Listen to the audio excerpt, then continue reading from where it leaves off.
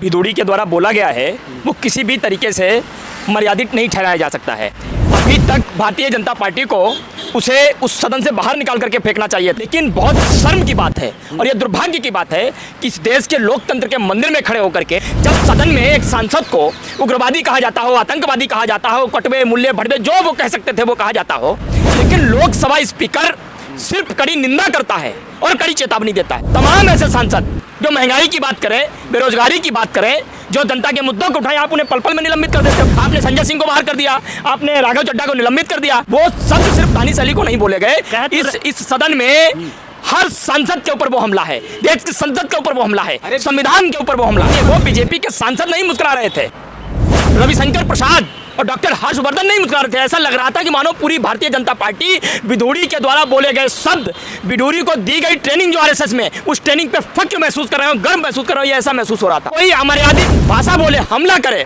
संविधान को दरकिनार करके हमला करे, लोकतंत्र के मूल्यों को दरकिनार करके हमला करे, आप उसे सिर्फ कड़ी चेतावनी देते हो।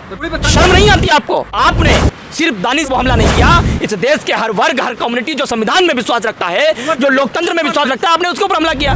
दानिश अली के ऊपर हमला करने वाला हमारा सांसद, जो नरेंद्र मोदी का प्रिय सांसद है, रमेश भिदोड़ी, इस संसद में रहने के लायक नहीं है। न केवल इस संसद में बल्कि भारतीय जनता पार्टी में रहने के लायक नहीं है। और समझते हैं क्या कारण? कि ये ट्रेनिंग है भारतीय जनता पार्टी की, आरएसएस से लेकर के इनके हर दल में, हर संगठन में यही तो ट्रेनिंग दी जाती है। रमेश भिदोड़ी की जरिए भारतीय जनता पार्टी की असल सोच, जो संविधान पे बार बार हमला करती है, लोकतंत्र पे बार बार हमला करती है, लोकतंत्र की हत्या करने की कोशिश करती है, पहली बार वो इनकी सोच उजागर हुई है। इनसे बड़ा देशद्रोही है कोई?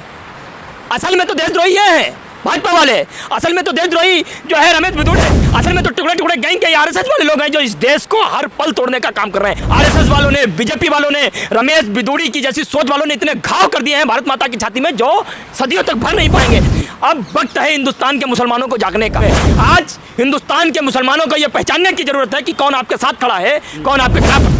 बीजेपी सांसद रमेश भिदोड़ी ने दानिश अली पे अभद्र टिप्पणी की, उसके बाद वो वीडियो वायरल हुआ, पूरी देश पूरी दुनिया ने इस वीडियो को देखा। इस वक्त हमारे साथ बात करने के लिए गोपाल है। गोपाल, ये बताइए, जिस तरह से एक सांसद ने एक मुस्लिम सांसद को कैसे उग्रवादी, आतंकवादी, पता नहीं क्या क्या कह रहे थे, क्या लगता है कि अभी भी मुसलमानों के साथ इस देश में अब अन्याय होने लगा है? जब एक सांसद के साथ इस तरह का हो रहा है तो आम आदमी के बारे में कैसे हम सोच सकते हैं? भिदोड़ी के द्वारा बोला गया है वो किसी भी तरीके से मर्यादित नहीं ठहराया जा सकता है। अभी तक भारतीय जनता पार्टी को उसे उस सदन से बाहर निकाल करके फेंकना चाहिए था और अपनी पार्टी से भी बाहर निकालना चाहिए था, लेकिन बहुत शर्म की बात है और यह दुर्भाग्य की बात है कि इस देश के लोकतंत्र के मंदिर में खड़े होकर के किसी एक सांसद को, सांसद किसी जाति पाति का नहीं होता है, हर वर्ग के लोग उसको वोट दे करके उसको चुनते हैं, चुन करके उसको जो है भेजते हैं सदन में अपनी आवाज़ उठाने के लिए, जनता की आवाज़ को उठाने के लिए। जब सदन में एक सांसद को उग्रवादी कहा जाता हो, आतंकवादी कहा जाता हो, कटवे मुल्ले भड़वे जो वो कह सकते थे वो कहा जाता हो, और ऐसी भाषा बोलने के बाद जब पूरी की पूरी सरकार मौन हो जाती हो, और सबसे बड़ी बात, जब इस तरीके की भाषा सदन में बोली जाती है तो सबसे बड़ी जिम्मेदारी किसकी होती है? लोकसभा स्पीकर की होती है। लेकिन लोकसभा स्पीकर सिर्फ कड़ी निंदा करता है और कड़ी चेतावनी देता है।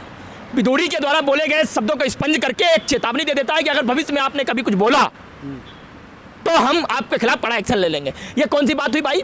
तमाम ऐसे सांसद जो महंगाई की बात करें, बेरोजगारी की बात करें, जो जनता के मुद्दों को उठाए, आप उन्हें पल पल में निलंबित कर देते हो, आप उन्हें सदन से बाहर कर देते हो।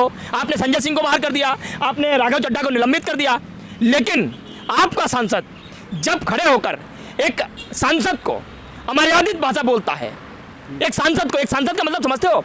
वो शब्द सिर्फ दानिश अली को नहीं बोले गए, इस सदन में हर सांसद के ऊपर वो हमला है, देश की संसद के ऊपर वो हमला है, संविधान के ऊपर वो हमला है। बीजेपी के सांसद पीछे बैठ करके मेज तपा रहे थे, जिसमें स्वास्थ्य मंत्री भी थे। वो सुनिए, वो बीजेपी के सांसद नहीं मुस्कुरा रहे थे, इस देश का एक पूर्व स्वास्थ्य मंत्री बैठा मुस्कुरा रहा था, इस देश का पूर्व एक कानून मंत्री बैठा मुस्कुरा रहा था, और सिर्फ रविशंकर प्रसाद और डॉक्टर हर्षवर्धन नहीं मुस्कुरा रहे थे। ऐसा लग रहा था कि मानो पूरी भारतीय जनता पार्टी भिदोड़ी के द्वारा बोले गए शब्द, भिदोड़ी को दी गई ट्रेनिंग जो आरएसएस में, उस ट्रेनिंग पे फक्र महसूस कर रहे हो, गर्व महसूस कर रहे हो, ये ऐसा महसूस हो रहा है। पूरा हिंदुस्तान रोष में है और दानिश अली के साथ पूरा हिंदुस्तान खड़ा है। हिंदुस्तान का हर वो सांसद जो जनता से अपने आप को देखता है। आप मुझे बताइए, संजय सिंह ने कौन से सवाल पूछे थे? राघव चड्ढा ने कौन से सवाल पूछे थे? अधीर रंजन ने कौन से सवाल पूछे थे? बात बात पे तो आप निलंबित कर देते हो। जो जनता के मुद्दे उठाए आप उसे निलंबित कर दोगे, और जनता के मुद्दे उठाने वाले सांसदों के ऊपर कोई अमर्यादित भाषा बोले, हमला करे, संविधान को दरकिनार करके हमला करे, लोकतंत्र के मूल्यों को दरकिनार करके हमला करे, आप उसे सिर्फ कड़ी चेतावनी देते हो? तो बिदुड़ी पे शर्म नहीं आती आपको? आप मुझे बताइए कि एक संसद में किसने पहुंचाया? देश की जनता ने। एक दो लोगों ने नहीं, लाखों लोग वोट दे करके चुनते हैं। हिंदू भी, मुस्लिम भी, सिख भी, ईसाई भी, दलित भी, जैन, बौद्ध, पारसी सब चुनते हैं। आपने सिर्फ दानिशर के ऊपर वो हमला नहीं किया, इस देश के हर वर्ग, हर कम्युनिटी जो संविधान में विश्वास रखता है, जो लोकतंत्र में विश्वास रखता है, आपने उसके ऊपर हमला किया। लेकिन राजनाथ सिंह ने कहा है कि हम खेद व्यक्त करते हैं, ऐसा नहीं होनी चाहिए था। आज उन्होंने तक वो कड़ी निंदा ही तो व्यक्त करते रहे हैं। हाँ, राजनाथ सिंह जैसे नेता से ये देश उम्मीद कर रहा था कि कम से कम तुम तो स्पष्ट खड़े होकर के एट ए टाइम संसद में ये कहोगे कि दानिश अली पर हमला करने वाला हमारा सांसद, जो नरेंद्र मोदी का प्रिय सांसद है, रमेश बिदुड़ी, इस संसद में रहने के लायक नहीं है। न केवल इस संसद में बल्कि भारतीय जनता पार्टी में रहने के लायक नहीं है। लेकिन नहीं कहा। सुरेश चौहान कह रहे मैं हैं, क्या कह रहा हूँ? हाँ, नहीं कहा। इसका कारण समझते हैं? क्या कारण? कि ये ट्रेनिंग है भारतीय जनता पार्टी की। आरएसएस से लेकर के इनके हर दल में, हर संगठन में यही तो ट्रेनिंग दी जाती है। और वो ट्रेनिंग पहली बार सदन में रमेश बिदुड़ी, वो वैसे भी छटा हुआ दिल्ली का गुंडा है, अरे तो पहली बार रमेश बिदुड़ी की जरिए भारतीय जनता पार्टी की असल सोच, जो संविधान पे बार बार हमला करती है, लोकतंत्र पे बार बार हमला करती है, लोकतंत्र की हत्या करने की कोशिश करती है, पहली बार वो इनकी सोच उजागर हुई है।